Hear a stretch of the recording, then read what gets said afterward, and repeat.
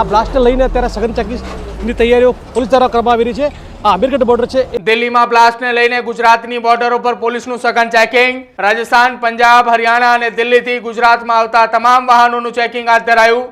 અમીરગઢ અને થરાદમાં રાજસ્થાનને જોડતી તમામ બોર્ડરો પર પોલીસ મોડી રાત્રે એલર્ટ પર પહોંચી હતી।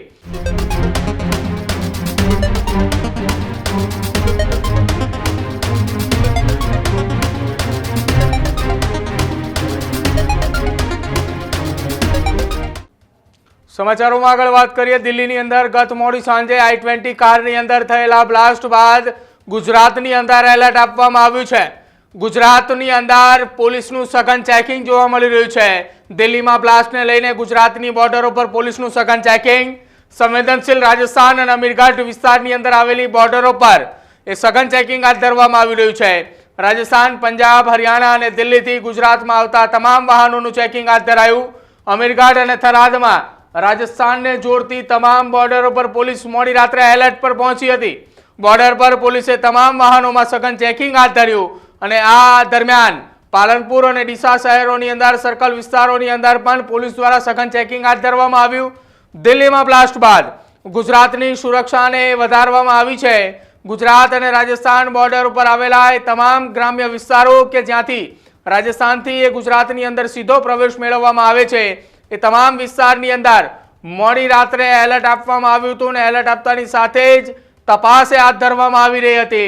રાજસ્થાન, પંજાબ, હરિયાણા, દિલ્હીથી એ ગુજરાતની અંદર પ્રવેશમાંના જે રસ્તાઓ છે એ રસ્તાઓ બનાસકાંઠા જિલ્લાની અંદર આવતી એ તમામ બોર્ડર ઉપર પોલીસે મોડી રાત્રે જ ચેકિંગ હાથ ધરવામાં આવ્યું હતું અને ચેકિંગ દરમિયાનના એ દ્રશ્યો છે કે જ્યાં મોડી રાત્રે એક વાહન રોકવામાં આવ્યું હતું। મોટી સંખ્યામાં પોલીસનો કાફલો ખડકી દેવામાં આવ્યો હતો। ન માત્ર પોલીસ જવાનો પરંતુ ત્યાં એ આ મદદ જે છે તે જવાનોની પણ લેવામાં આવી હતી કે જ્યાં મોડી રાત્રે આ ચેકિંગ હાથ ધરવામાં આવ્યું હતું। આ ચેકિંગ દરમિયાન કોઈ સંવેદનશીલ વસ્તુઓ ઝડપાઈ છે કે કેમ તેને લઈને પણ સઘન ચેકિંગ હાથ ધરાયું હતું। જો કે મોડી રાતથી ચાલી રહેલા તપાસની અંદર અનેક વાહનો અત્યાર સુધી તપાસવામાં આવ્યા છે અને સતત ગુજરાત પોલીસ એ એલર્ટ મોડ ઉપર છે અને બનાસકાંઠાની આ બોર્ડરો છે કે જ્યાંથી રાજસ્થાનની અંદરથી ગુજરાતની અંદર પ્રવેશવાના તમામ રસ્તાઓ પર પોલીસનું સઘન ચેકિંગ હાથ ધરવામાં આવી રહ્યું છે। મોડી રાત્રેથી જ્યારે ચેકિંગની શરૂઆત કરવામાં આવી દરમિયાન મારા સંવાદદાતા પ્રવીણ મેવાડા ત્યાં હાજર હતા। શું છે તેમનો ગ્રાઉન્ડ રિપોર્ટ જુઓ એ પણ।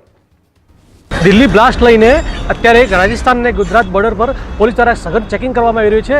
જે રીતે આપ આ દ્રશ્યોમાં જોઈ શકો છો અત્યારે પોલીસ દ્વારા જે પોલીસ છે એક્શન મોડમાં આવી ગઈ છે અને બ્લાસ્ટ બાદ આજે જે સંવેદનશીલ અમીરગઢ બોર્ડર છે એ અમીરગઢ બોર્ડર પર અત્યારે પોલીસ દ્વારા સઘન ચેકિંગ કરવામાં આવી રહ્યું છે। જ્યાં નાના મોટા વાહનો જે પણ આવે છે તેમની ફૂલ કાગળિયાત જોઈ તપાસણી કરી બાદ જ એમને આગળ જવા મળે છે।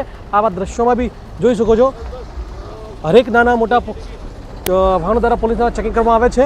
એમની યોગ્ય તપાસ કરી યોગ્ય કાગળ તપાસ કરી પછી જ આગળ જવામાં આવે છે। આ બ્લાસ્ટને લઈને અત્યારે સઘન ચેકિંગની તૈયારીઓ પોલીસ દ્વારા કરવામાં આવી રહી છે। આ અમીરગઢ બોર્ડર છે એ એક સંવેદનશીલ બોર્ડર છે અને જેને લઈને ઘણીક વાર કંઈક આપત્તિજનક દ્રશ્યો પણ આવી શકે જેના કારણે અત્યારે આ પોલીસ દ્વારા આપ જોઈ શકો છો દ્રશ્યોમાં તે સઘન ચેકિંગ ચાલી રહ્યું છે।